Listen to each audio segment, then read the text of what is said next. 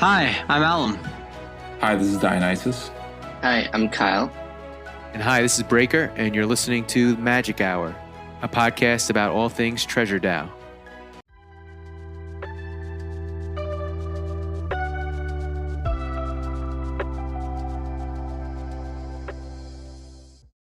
Hey guys, welcome back. How's everything going? How's it going? It's going pretty good for me. Not bad at all. Pretty good stuff to talk about today, so I'm excited. Oh yeah, no, we've got a loaded show for sure. Dion, how about yourself? Yeah, I'm doing well. Coming off of the Bankless live YouTube, I'm pretty excited. Oh yeah, and we're gonna hold off because we're gonna get into that in a second. But any news and notes, guys? What's going on in your neck of the treasure world? Yeah, I have one important thing for news and notes, and that is a new, mode of communication for the TreasureDAO, and that is it's called the Compass. It's an inaugural Treasure biweekly newsletter. So the very first issue was published on last Tuesday the 5th, and here they're going to share behind the scenes updates on what the teams are doing across the Treasure ecosystem, and also a recap of major events that took place the week prior. So it'll be super interesting and very informative. Is this an official TreasureDAO newsletter? It is. Awesome. I'm happy that they did that. I think they really need something like that. Seems like the team is getting more organized by the day, so that's really awesome to hear. Absolutely. Alan, what about you? Well, I mean, this is a pretty good thing for just Treasure as a whole, and specifically Battlefly. Well, Battlefly just posted on the Twitter not too long ago that the Battlefly Treasure now holds 3.5 million magic and is worth more than 1% of all magic that will ever exist. So that's pretty big. That is pretty big. Just kind of just shows the crazy support for just Battlefly, and not only just that, but just their project as a whole and what they're trying to do. It's pretty cool, honestly, and that's pretty crazy. Yeah, and I think we also heard on that Bankless podcast that they helped bootstrap the TreasureDAO itself to the tune of something like 6 million or something like that. Yeah, exactly. Yeah, I mean, I don't know how many people realistically knew about that, but that's pretty big. And how Ben was really founding Treasure even before Battlefly was even there. So that's pretty big, honestly, and that's a pretty big thing as for just the entire Battlefly community itself, and not only that, but Treasure as well. Yeah, no, absolutely, I agree. Dion, you wanted to add something there? Yeah, I tuned in late to I did not know that Ben had been involved even before Battlefly, and that makes me even more bullish on the Battlefly project. Well, I think it was when they were getting started with Battlefly is what it sounded like. Okay. But yeah, no, they're all in on Treasure, and I think that's really good for the ecosystem. My news and note topic is kind of personal to this podcast. We potentially have been talking with a digital production firm by the name of Digital Strategies, and they might be assisting us with some audio production. So if you're out there in Treasure World and you listen to a couple of our recent episodes and had some concerns about the audio, we're looking to improve on that incredibly. So I hope that good things come from that. They are also Magic Maxis, so we got to keep it tight, tight in the community. But they're also involved with the Magic Dragon DAO, and I think they have a good amount of magic staked in the Atlas mine as well. So I'm looking forward to seeing what comes of that. And then two things personal to me. One is I've been tracking my treasure bag right now on OpenSea. The treasure bags are down to 0.16 ETH, so I'm still up on my purchase because remember I purchased it for 0.15. And the Unbreakable Pocket Watch, which is the rarest item in that treasure bag, is down to 80 magic, and that's about 0.07 ETH at current prices. So we're doing all right. We still don't know if it's going to be migratable or not, but we're still doing okay.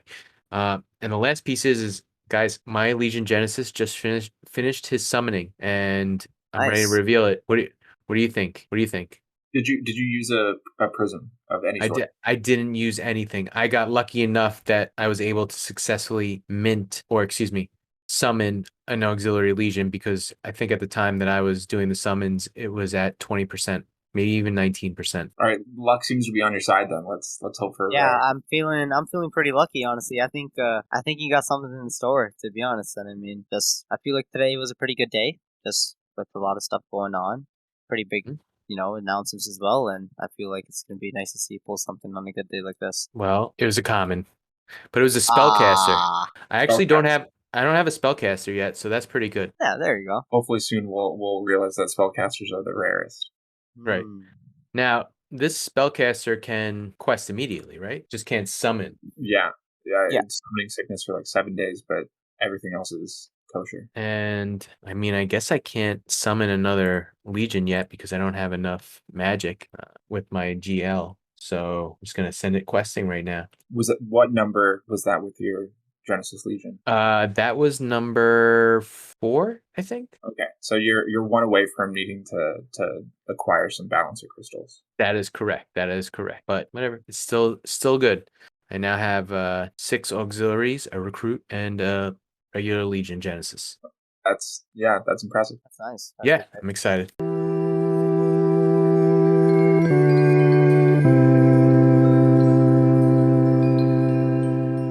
We all know there was a Bankless interview with Garp, Peter, and John from the TreasureDAO team, basically the leadership, if you will, of the TreasureDAO team. And Bankless is a very, very popular podcast, or I guess space, if you will. They're on YouTube. I think they have over 174,000 on their main Twitter page. On Twitter as well. I mean, not Twitter, YouTube. They have about 144,000 subscribers, which is pretty good as well. Aspirational goals for us here at the Magic Hour podcast. Definitely. The way the podcast started was the host David Hoffman interviewed John, Peter, and Garp, and the first thing they did was they talked about what is Magic, what is TreasureDAO. How do you think the TreasureDAO team fielded these questions, those set of questions from David? Overall, I think just my touch ups on just generally that episode, just that stream, that podcast. It was good. I like the answers. They were very reflective, but at the same time very informative with what they were saying. I guess they really were trying to deliver a message, as far as I believe, of what they're trying to say within the podcast. But at the same time, try to keep it as original and try to keep it as clean as as they usually do for anything else whenever they're talking about things. I agree, and what I will say though is I felt that they could have been a little more concise. Exactly. I found that they kind of were getting in the weeds a little bit, and I think for folks who aren't in Treasure or in Magic, trying to understand the flywheel aspect and all the different ins and outs and how it all feeds the ecosystem, I think they need to have a really good kind of elevator pitch style way of describing the whole thing. And I don't know if they're there yet. And maybe it's difficult because obviously there's so many different pieces that make it work. But I found that if you didn't know what they were talking about, it might be very confusing to an outsider. Exactly. That was my opinion. And you're 100% right about that as well, because Treasure and just being on L2 specifically is not just your just your regular cup of tea when it comes to NFTs. There is more stuff that goes into it, and within that branch, there's many other branches that have to bridge onto that as well. It's a very it's a very complex system on just the way everything works inside of it, and just how the way they're building on top of it as well. And definitely, if you're someone who's getting new within the NFT spaces in general, even just new on L2, it does take a good amount of just knowledge in terms of trying to get your head around with everything that's going. And I mean, Treasure did hire their marketing person on their team not too long ago. I forgot her name, but hopefully, they're somewhat coming out with something that could, I guess, explain things in more of a simplistic way and just kind of really help everyone else understand. Just as many people as are bringing new into the community, just really help them get a grasp of what we're doing and what Treasure is all about. Because in the end, that's just going to help Treasure as well, right? If being able to understand the concept of everything, it's just going to help you explain it more to when you're talking about it with new people, bridging on more things. So in the end, it's just going to help Treasure as well. I wholeheartedly agree. Yeah. And I think the marketing person that they hired is helping. And I say that because John actually had a really very professional picture on his YouTube on this call that they were on. But also, I think that the messaging coming out of the TreasureDAO has been more organized. We talked about just earlier the Compass newsletter. I think that and the fact that they were on the Bankless HQ podcast. I think all these things point to the fact that there's someone kind of steering the marketing ship, which is very important for notoriety and for keeping this project in the public eye, kind of thing. Definitely. And at the same time, they could always add on more. And who knows? Maybe Magic Hour Podcast might end up even being the official Treasure podcast. Hey, let's do that. I love that. But let's continue. So in the podcast, they talked about Treasure and Bridge World a little bit because they were trying to get David was trying to understand how Treasure works and all the different projects on there. But then they dropped the bomb. They started talking about small brains. John said that small brains were his most important project. He kind of went through the genesis of how the project started. He talked about how he launched it at 2 a.m. and everybody thought he was hacked. I really enjoyed that story, by the way. I didn't know that story. But after this, they started talking about Smallcoin. And like I said, they dropped the bomb and they announced that a whole slew of L1 projects, including Anonymice, Kaiju Kings, Bears Deluxe, and others are going to be generating Smallcoin. How crazy is that, guys? That honestly, when I heard that was big. Honestly, that was fucking crazy. Honestly, I mean, I'm so excited because I personally have some Anonymice. I think it's a great idea for all these projects to get involved. And something that I noticed that I was talking with Dion about earlier was that all these projects are on-chain pixel projects. So I think that there's something there as well. We were theorizing if maybe EtherOrcs will be involved. We're not sure. I'm guessing they're probably not because I feel like the Treasure team would have really kind of pushed that as like the marquee project. But we didn't even mention Llamaverse is on there too. Llamaverse is also a very big project. I think their NFTs are going for 4 ETH right now. That's right. So we'll see what happens because there might be some real market dynamics going on. If each one of these projects produces the same amount of Smallcoin, then it's much cheaper to buy, say, an Anonymice or a Bears Deluxe than it is to buy a Llamaverse. So it's gonna be interesting to say the least to see how all that pans out. We don't have a time frame. I know that they're gonna drop some more alpha in the coming days to kind of give us, or maybe even weeks, to give us more information about all this stuff. But it really was very interesting to hear all that, and I don't think anybody saw that coming. Although we did hint at it in, I think, the previous episode when we were talking about the fact that John was reaching out to other projects, right? Wasn't that only a week ago? Yeah, it was. And like we said, it's going to bring a whole bunch of new unique wallets and interest in layer one money into the ecosystem. Nothing but positives from these partnerships. Oh, for sure. And that gets me into the next big bomb announcement that they dropped, which was they're thinking about creating their own chain, which would be free of any gas. Not free of any gas, but kind of operates similarly to the way Cosmos and Osmosis blockchains work. For those of you out there who don't know this, John Patton works for the Osmosis blockchain. But essentially how these blockchains work is they have validators. There's really no gas involved in transactions there. Everything is very seamless. I don't know if you guys even have used the Osmosis exchange on the Cosmos network, but it is so seamless and everything happens so fast. Like it's almost instantaneous. I'm kind of excited if that's the way they're going. I think it's a perfect fit that John works for Osmosis because I think all of the benefits, and I've heard so many people sing Osmosis's praises because of how seamless the interface is, how quickly everything occurs. All of these things you really need for games to function, right? Because you're going to be doing a lot of transactions. You're going to be interacting with a whole lot of different user interfaces. And I think it's an incredibly niche and specific fit.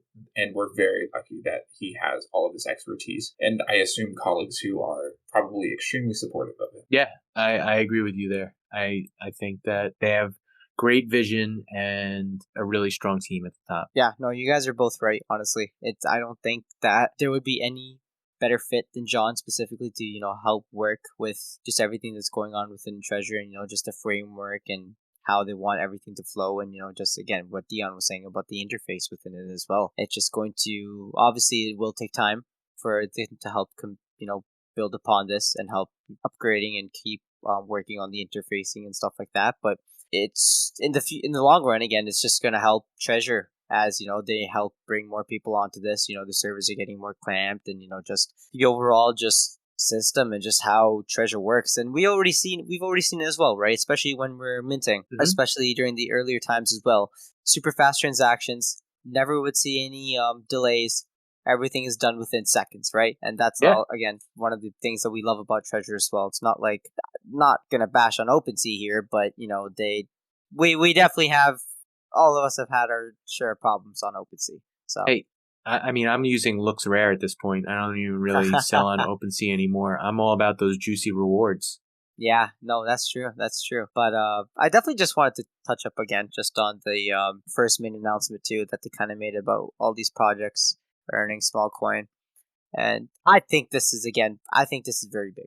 And as much as everyone else said as well, just this is again, coming back to the factor of we slowly again are seeing hints of just Treasure really kind of doing the things that they said they wanted to do in terms of, first thing they said, they really wanted to focus on their core narrative of what they want to do with Treasure, which is make Treasure the Nintendo of the metaverse. And now we can see all these projects, really building that structure for Treasure, really helping them build that strong foundation that Treasure really needs to help escalate within the future.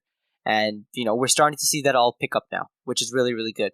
And then, they said realistically that not only them, but the community itself also offered. And, I'm 100% sure that Treasure has seen this way back before everyone else noticed it as well, that we really can't have the Treasure community just piggybacking themselves on each and every project and just running around in circles. We have to have we have to expand the community. We really have to bridge on more communities onto Treasure itself. And not only the Treasure team is working on us, but the community is trying to help bring this out as well. And again, with the announcement that we heard today about these 9 other projects that are going to be also earning small coin, is it's big, and this comes back to the factor of them really nailing down the things that they said that they wanted to get done. And this is again just another hint of that as well. And and they're taking their time exactly to build, right? And they're not just rushing into these things. And I think that probably is frustrating if you're like, it's probably frustrating when you're in this space and you see how fast things move and you're like, man, I wish they would deliver. But we have to also recognize that it takes time to build, and you want to build right, and you don't want to build with holes, as we've seen in the past. So them taking their time, I'm fully supportive there of that. Exactly. And sorry, I don't think it was 9 projects though. Just wanted to clarify. No, I think they said it was going to be 9 projects. They didn't list all of them. They said it was going to be 9 projects. They disclosed 4, but I think in the Treasure Discord announcement, that's where I think I'm remembering where it came from. That they said they're going to have 9 coming into the small coin, but don't quote me on that. I'm not too sure about that. I won't, but I think it was 9 also. The last thing that I wanted to mention that they talked about, and this was something that David Hoffman brought up at the end, because one of the things that he did, and we're going to link this interview in the show notes, because I highly encourage any of you out there to watch this particular episode, because obviously it's about Treasure and the team talked about some great stuff. But towards the end, David kind of wanted to sum up his thoughts about Treasure, and he said to the team, he's like, you guys are building a nation state, basically, is what it sounded like. And he described it very succinctly. He said, you have a community, you created your own currency, and you're now building out the infrastructure for this whole project. And it made a lot of sense. And it's really true. They are building a nation state, kind of.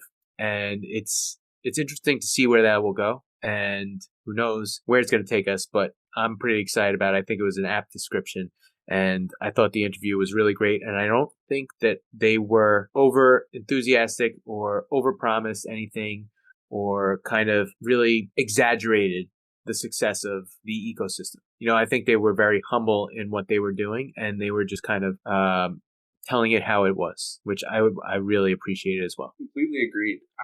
I think that what they've done is like it's incredible. They've built something out of nothing. They've created this new money that this community has been extremely latched onto, and there's hardly any pride in John's voice.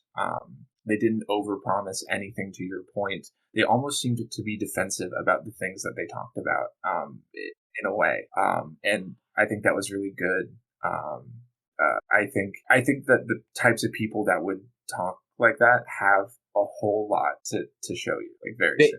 They do. And you know what else was interesting? Hoffman mentioned that, he was like, where are your Web 2 leaders? He wanted to know, where are the team members who are going to help you build this? And the team even admitted, they were like, yeah, at first we didn't have those members, but they've recently joined the team, and they have a plan. They have an organizational plan. They were really kind of happy that question was asked. And it also felt like they are maturing, right? I think a lot of projects in this space don't have that level of maturity factor, which they need if they want to get over that first hump kind of thing. And it was really interesting to not only have Hoffman challenge them on that particular piece, which I think anybody listening would say, yeah, that's a really important thing. You guys need to have that. And having them say, yeah, we've hired those types of people. They're getting involved. They're helping us build this the right way. They're all smart people. They're coming from the Googles and the Amazons and, all the tech companies, the big ones. So I think that also was really, really nice to hear. And again, I appreciate Hoffman bringing that to the attention of the audience. Yeah, the dichotomy between kind of that John painted between Web 2 being a little bit more slower, maybe insinuating it's a little bit more process oriented, as compared to Web 3, which is like build, ship, iterate as quickly as possible.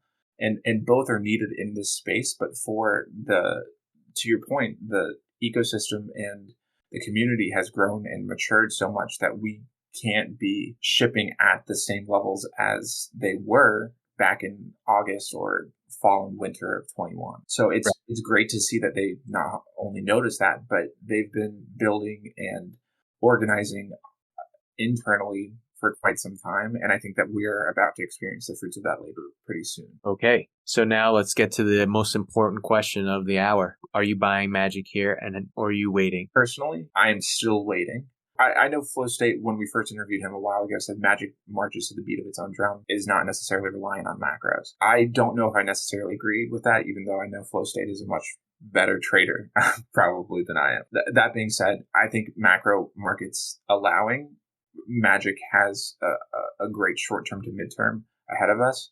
If not, I'm still bullish long-term. Oh, for sure. I'm bullish long-term as well. It doesn't seem like they got a bump yet from the podcast. But, maybe not a lot of people have listened. It's late at night. Maybe they haven't gotten to their computer, moved some crypto around. So I think we're going to see a slight bump tomorrow, and then maybe even some more after that. I think we go up to probably 350 before this run stops, but we'll see what happens. I think now's a good time to buy, if you ask me. Yeah, honestly, I kind of agree with that. Personally, I'm still holding on some liquid Magic as well. I probably actually might think about buying some more.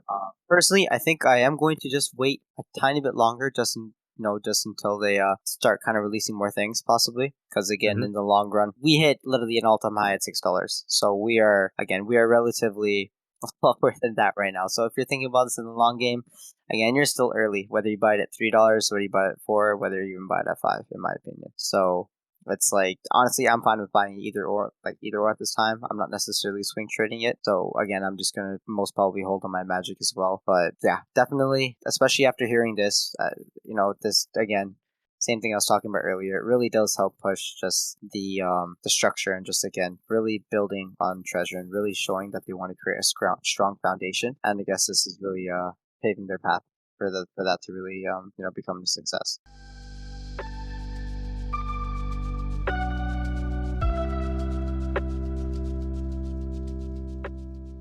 So just like we did last week, we're going to kind of touch on a whole bunch of different topics that have occurred over the past week in TreasureDAO.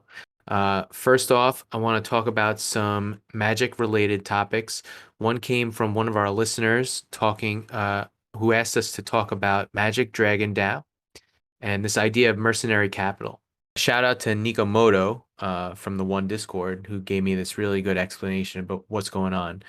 But basically, the simple explanation about the concerns that people have for Magic Dragon DAO is that people sell their Legion Genesis and treasures since they don't really need them to boost their missions since they're joining Magic Dragon DAO, which already has the best treasures and best Legion Genesis in their pool, which makes a lot of sense because you're going to earn your yield regardless. You don't need to have the Legion Genesises or the treasures, and you're getting all the benefits of those legions and treasures. Now, if you ask me, I think it's a good thing that we have these types of derivative projects that are coming on the scene because I don't think Magic Dragon DAO is going to be the only one.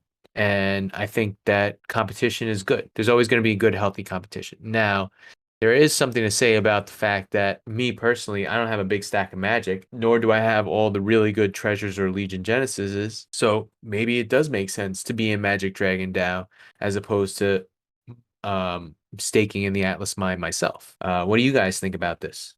Personally, I really love what Magic Dragon DAO is doing. Honestly, if for the people who are listening, definitely go read their documents.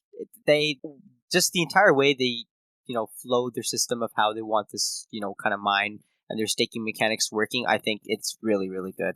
And in the end, you're still getting this same result that you get to stake your magic and end up having emissions for them. But just the entire system and just the flow of how they created this, I think was absolutely genius. I think the people who are working behind this are also very, very intelligent, and they really do gain a true grasp of just the tokenomics, systematics of how just magic flows within the ecosystem, and I love it. I love it. And you're definitely right about seeing a lot more in the future as well. I mean, a main key concept we might even end up seeing are just all these guilds, right? We could definitely see a lot of these guilds, really bringing in their pool of the NFTs that they're holding that will help increase the percentage of the emissions. And again, this is just one way for all the other people to push onto that and really incentivize that, because in the end, it's just helping as much as it's helping us and the guilds and the DAOs themselves. Overall, it's just helping to keep this flow state of just the this magic token itself, keeping just the entire circulating supply, just everything just flowing in a nice orderly manner, and at the same time, just really providing for the LP and just keeping everything going at a go. Well, it's funny you bring that up because in providing for the LP, I think they can also create a market for balancer crystals, because if they're collecting magic on their own, then they can start funding those LP pools and creating balancer crystals and distributing them possibly to their members. Yeah, honestly, I think that's a great idea, and I have no doubt in my mind that we might not even end up seeing this somewhat soon, because again, I talked about this earlier as well, probably on a previous episode, but I feel like balancer crystals really do incentivize on just the long-term aspect of the project, what they really want to show. And again, for the people who don't know too much about balancer crystals as well, definitely go read more about it and listen to the previous episode. We covered it. Yeah, we took a pretty big dive into just what they're doing, so definitely go listen to that as well. But honestly, it's just no, go. I was just gonna say, just in general, like if they do, probably when I'd say someone really incorporates that, we would really see that picking up as well. Because again, provides for the liquidity, provides for the entire tokenomics and just the utility of Treasure itself, and again, just keeping everything flowing in the flywheel systematic that Treasure wanted to since the beginning. Yeah, and I'm surprised that they didn't bring it up on the podcast, because that would have been something that would have been really easy for them to explain. A lot of people would have gotten it because liquidity is always a problem with these projects, and I think that was like a home run that they kind of whiffed on, to take the baseball metaphor. No, definitely. That would have been nice to see. But, not even just from the Treasure community itself, but again, the community might even end up coming up with something like this as well, right? So that's true. The other thing that came up, and this is just recently announced, they announced a magic exchange is in the works. And for those who don't know what I mean, the Treasure team is creating a AMM, Automated Market Making Exchange, for for Magic to trade against other stables and possibly Ethereum. I mean, this would essentially eliminate their need for sushi altogether. Yeah, and I think it eventually could become a pillar of their new chain that they're creating as well. Yeah. And you know what's funny? Because people create balancer crystals by creating sushi LPs, the Treasure DAO becomes the owner of the sushi LPs. And so they're just going to be able to take the whole thing and move it to whenever they launch it. That's a really good point. There's going to be no friction for that because they own it. And Yeah. that's really smart. Oh yeah, no, these guys are doing great things for sure. Last thing, Magic Treasure related in the marketplace arena is, I think Alan, you provided this information. Trove has now listed 4 official Trove partners. Do you want to talk about that a little bit? Yeah, sure. So again, apart from Treasure, Trove is also picking things up. You know, we're starting to again now see official partners being listed on Trove Marketplace. I mean, you know, it's really good to see, not just something being Magic denominated, but something ETH denominated as well. So again, just overall building Treasure. This is the main concept I love talking about. It's just again how they're building and what they're building with and what they're doing to build. And right now they have 4 projects that are officially listed on Treasure. It's going to be Birds and Blades, Elephants, Project Flip, and Small Lizards. And I'm pretty sure, again, these projects definitely have a good amount of things going. Personally, I do know a little bit about Project Flip and Small Lizards, and I do know a slight bit about Elephants, but don't know too much about Birds and Blades. But again, definitely going to see good things coming on. And again, just seeing how they all somehow integrate with Treasure and, you know, just what they're going to be doing in terms of just the utility that they want to provide. And again, just helping expand just the entire community of just Treasure. That's not community, but again, just the ecosystem itself. And these are, again, always come back to it. Just, it's really good to see how they really want to really follow the statements that they made before and, you know, what they really wanted to get at. And it's good that they're really following with their ethos, which is nice. Yeah, yeah, definitely. I think it's all really good stuff. One notable mint this week, Lost Samurais. Is it Lost Samurais or just Samurais? It's Lost Samurais. Lost Samurais was minted. I feel like is there a Samurais also, or is that the same one? I think that is the same one as far as I believe. Because I'm seeing Samurais on Mobi. They minted on L1 also, right? Yeah, so Lost Samurai is minted on L1. Okay, so then it's probably the same thing. I believe so. Yeah, I'm not too sure there is another Samurais in the, right.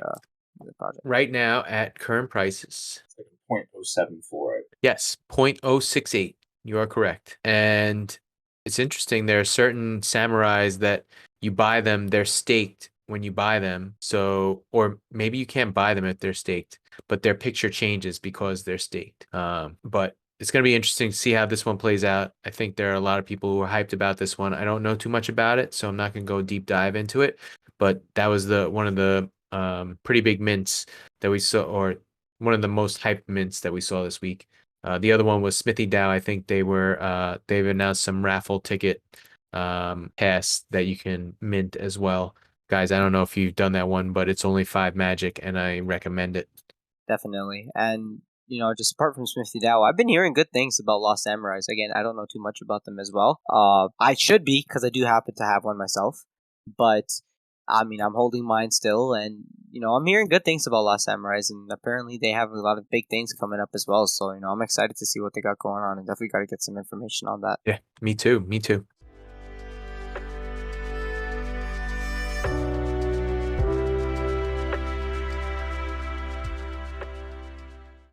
All right, finally, just a small little discussion topic. Alan brought this up.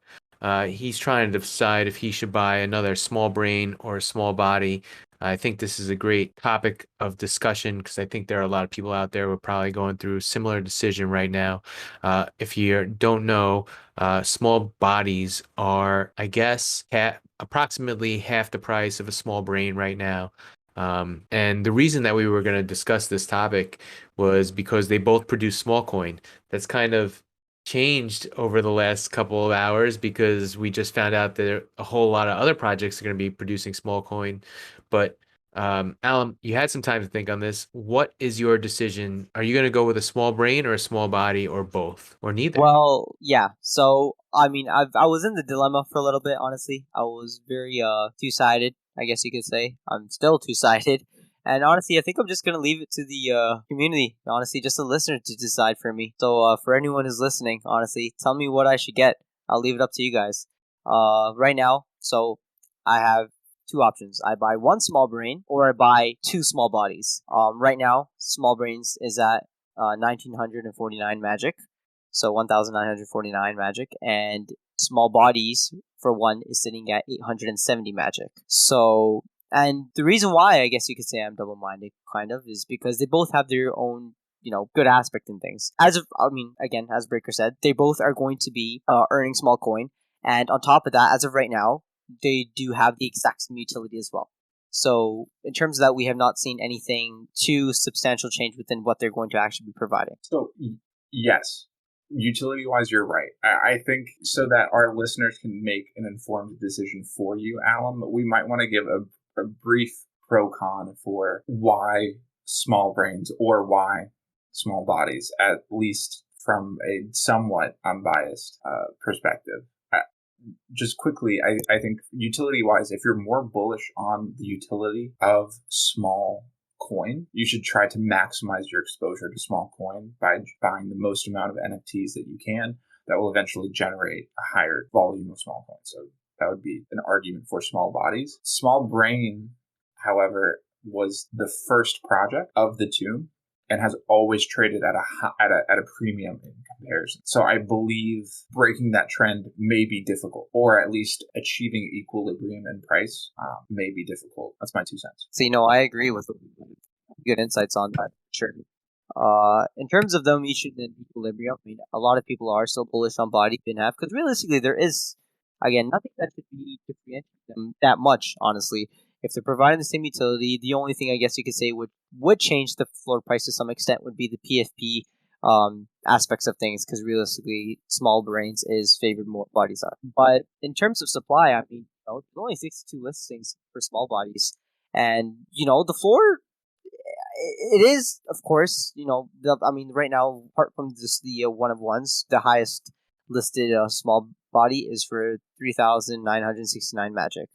But who knows? We might end up seeing this pick up in the future, and 62 listings is not a lot. So if we end up seeing another pump like we saw back in the closer to the early times of small brains, we might end up seeing people really realize that small bodies aren't too different from small brains themselves. Yeah, that's fair. I could definitely see that, especially with utility around the bend. I could see small bodies as a great introduction for new community members that are brought through from L1 who are looking to gain more exposure. 100%. 100% agree with you on that. But yeah, so honestly, comment in the Discord if you guys want. Which one you guys, or on Twitter. Honestly, whatever platform you guys would like to let us know, I'll be checking both of them. And let me know which one I should get, guys. Either two small bodies or one small brain. I like it. All right, before we get into the final segment of this podcast, I want to just put the question for the raffle out there. We have 2 small potion whitelists to give away, courtesy of Alum, our good buddy here on the podcast. And the question that I want you all to answer is, what is the treasure, the T3 treasure that I received from one of my recent quests in Bridge World? I named it at the beginning of this episode, so if you've been listening, you should know it by now, but you can always jump back to the beginning. But that's the question. What was the name of the T3 treasure that I discovered in my quest? First 2 answers on Twitter will earn the whitelist spot. All the information will be there. You probably know it already because it's going to drive you to listen to this podcast. So check it out, and good luck.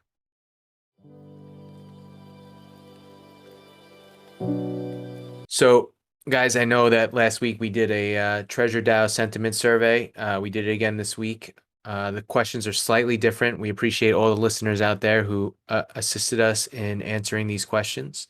We're gonna go through this. We're gonna go through this the same way we did it last week, guys. I'm gonna tell you the question, and I want you to give your thoughts and then guess what the audience thought. We had 18 responses this week. down from 31 last week, but I'm hoping that we start to see some more responses. I think with all the news that's coming out, we're going to see a lot of people flock back to the ecosystem. So I'm excited to see what happens over the coming weeks. But let's get started here. First question was, what's your general feeling on the TreasureDAO ecosystem today? If you remember last week, listeners, this was scored at around, I think it was 4. I think it was like 3.94, maybe even 4.5, something like that. Is that right? Yeah, I think it was an overall positive sentiment. Right. So, Dion, where are you feeling this week, and what do you think the audience said? Well, I have the luxury of coming off of the heels of that YouTube video, so my response is definitely higher than what it would have been, say 3-4 hours ago. Mm-hmm. But I would say I'm at like a 3 or 3.5, and I would imagine that the community is probably staying pretty similar to what they were last week, so around that 3.8 range. Okay, cool. And Alan, what about you? Oh, yeah, Alan, what about you? Well, for me personally, I was already at the highest since the beginning. Sitting at a 5, but we're going higher, baby. We're going even higher than a 5. We're taking it to the highest it can go. Always gonna stay bullish on Treasure and just everything that's going on. Not letting my hopes ever come down from this. Keeping it up like they've always been, and especially with today, I definitely see this putting a big smile on everyone else's faces as well. Getting that Treasure community amped up, and not just Treasure community, but getting a lot of other communities amped up now too. So we best be seeing a lot of more people hopping on Treasure. So gonna be nice to welcome a lot more guys. Just coming into our family. But as of right And now, gals. and gals, yes, and gals, but yeah, honestly, for right now, I'll probably be saying that people are sitting around that low to mid 4. Low to mid 4, and Alan, you're turning it to 11. Yeah, let's go to 11. Honestly, let's keep it at a 10. So we hit that 10 ETH mark. Let's keep it at a 10. Are you familiar with that joke, by the way? Let's turn it to 11. This is Spinal Tap. Did you ever see that? I didn't even realize that. It's all right. It's an older joke. Yeah, I know. I might not be too fond of it just yet. All right. The next question on the survey was, where do you primarily get your TreasureDAO news? Dion, where do you get your TreasureDAO news from? I think I know the answer from both of you. Yeah, no other place than the one. For sure. That's my answer too. Alan, what about you? Yeah. Again, mine would be the one, but at the same time, Twitter is a big thing for me too. I'm always on Twitter. Love joining the spaces with all the other guys. Just Sunny, Peachy, or Kanik. Love getting their insights on everything as well. It's always nice. And Twitter's a big one for me. Yeah. A lot of people post a lot of information on there. Definitely start following all of the follow small. There you go. That's a tongue twister for everyone. Follow small. You heard it here, folks. There you go. But yeah, definitely go follow everyone else there. They always post very, very critical information on there. Right. And honestly, for people listening too, let's just hope that Magic Hour podcast is also on one of your lists now too, guys. So. Well, I'll give you the results. So the choices for this question were Treasure Discord, other non-Treasure Discords, Twitter, Magic Hour Podcast, Instagram, YouTube, newsletter, blog, or other. And overwhelmingly, guys, it was the Treasure Discord with 44.4% of the respondents saying that.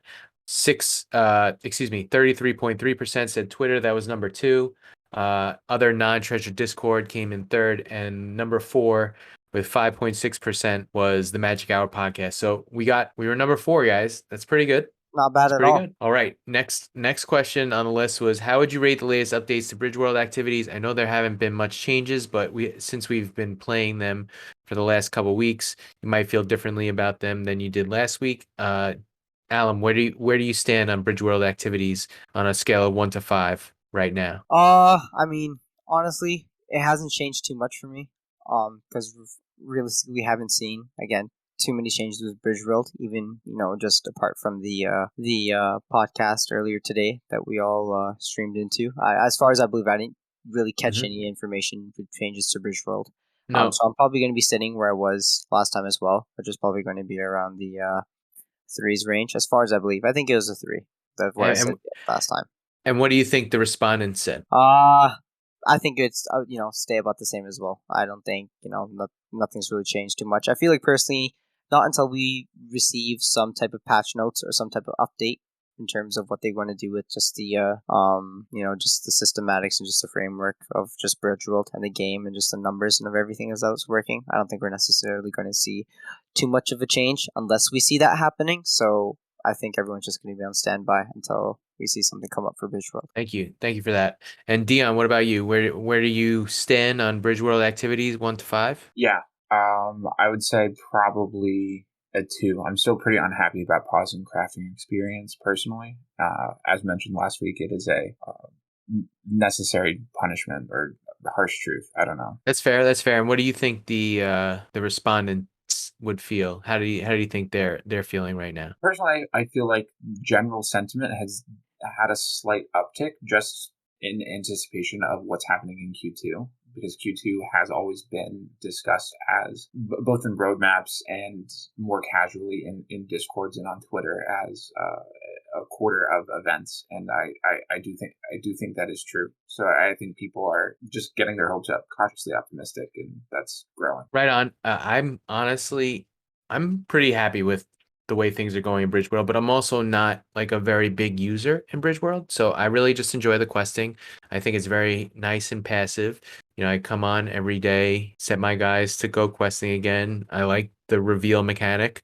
I'm always anxious to find out if I got any treasures. I'm not even that disappointed if I didn't. I just send them out again. I'm like, find me a treasure next time, dudes. But you could put me at a 4, maybe even a 5. I'm pretty satisfied at the moment.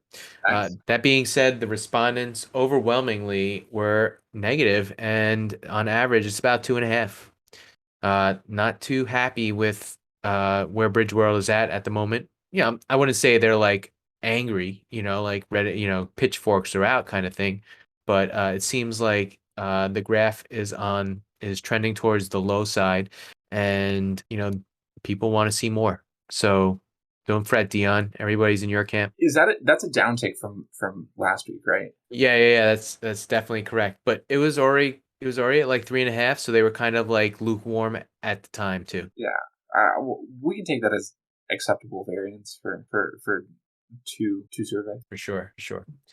All right. The next question was related to our discussion topic earlier. At this point in time, would you buy a small brain or a small body, Alan? I know that you've asked everybody to reach out on Twitter, and folks still do if you have an opinion here. But we already know how you guys feel about this, but we're gonna let you know what the respondents said. What do you think was first? What do you think was the main choice? And the 4 choices were a brain, a body, neither, or both. I think that they said brain, like hands down. Okay, and what about you, Alan? Yeah, honestly, brain or both. Brain or both. Okay. Well, overwhelmingly, I wouldn't say overwhelmingly. I would say the majority said brain with 44%. But right behind it, with 33% of the vote was neither. So it was either brain or none. Yeah, I was surprised too. Interesting. All right, next question was, which recently launched or upcoming project are you most hyped about? I don't need to go through your guys' choices again because I know we covered them last week. But the choices this week were Seed of Life, Battlefly, Smithy DAO, Samurais, Castle DAO. So we spoke about them last week. Realm, Small Potions, and Magic Dragon DAO. What do we think, guys? Last week it was Battlefly. Battlefly is still on this list. But where do you think the respondents stand this week? If it's not Battlefly still, I think the market is wrong. Okay.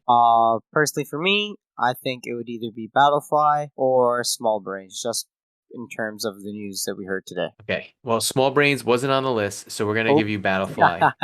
Yeah, give me Battlefly. That's 2 weeks in a row. that's just how you really want you really want small brains to just pop off, don't you? I'm just that bullish on Small Brains, guys. What can I say? Well, truth be told, it wasn't Battlefly, Dion. Although Battlefly came in second. The overwhelming majority was Seed of Life. Everybody's really looking forward to Seed of Life, which is kind of cool too. In third place was Realm, and in fourth place was Samurais. And those are all the projects that actually got votes this week. All right, this was a good question. Last week we asked a question about where do you see the magic price, and we left it open for anybody to put whatever number they wanted, and we got all sorts of answers, and it wasn't very good data to report on. So this week we changed it up and we just said, do you think it's going to be well above the current price, slightly above the current price, at or around the current price, slightly below the current price, or well below the current price? And so we said, where do you see the price of Magic a month from now?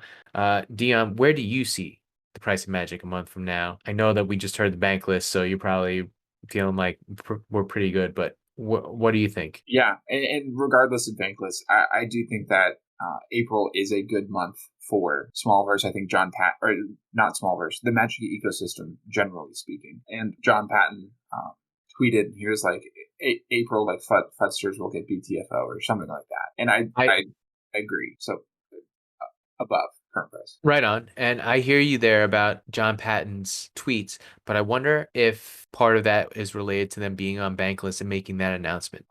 Yeah, it very well could be. My personal take is I think the Treasure team has been burned from making announcements and then not delivering before. As do most companies that do that, right? Oh yeah, absolutely. It's not a unique problem to them, and I also would argue it wasn't really a severe problem. But there were people that got used to the volume and the expediency at which they were shipping things in fall and winter of last year. And when that slowed down, as it needed to, FUD started to come in, and uncertainty, like fear, uncertainty. I forget what the D stands for. Doubt. Thank you. All that came in, and I think that they took that lesson to heart. And now that when they speak, they mean it, and not to say that they didn't mean it before, but they have confidence that whatever they're saying, they'll be able to back up in a reasonable amount of time. That makes sense. Now, what do you think the sentiment from the respondents was? That's a really good question.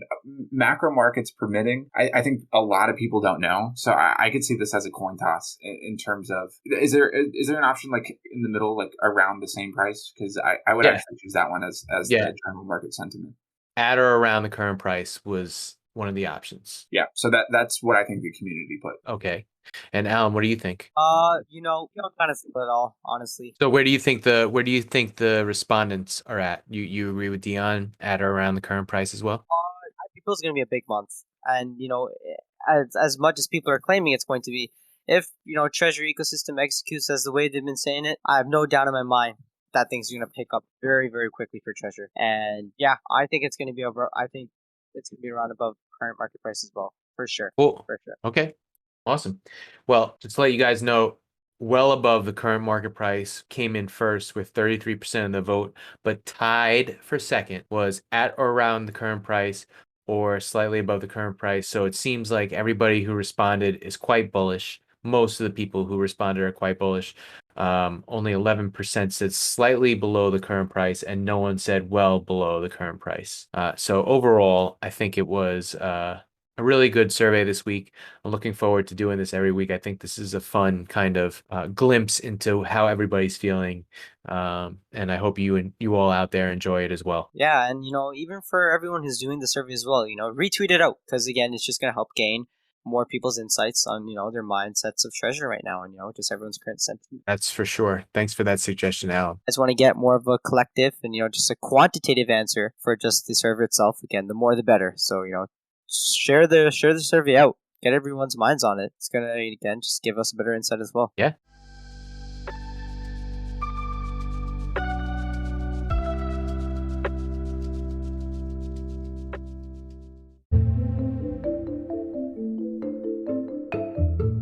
And that concludes another episode of Magic Hour, friends. If you like what you hear, please like and subscribe to our YouTube or Spotify or Apple Podcasts or wherever you can listen to your podcasts. You can also follow us on Twitter at Magic Hour Pod. All the links are found on our link tree, which is in the show notes. From all of us, we appreciate your support for Bridge World.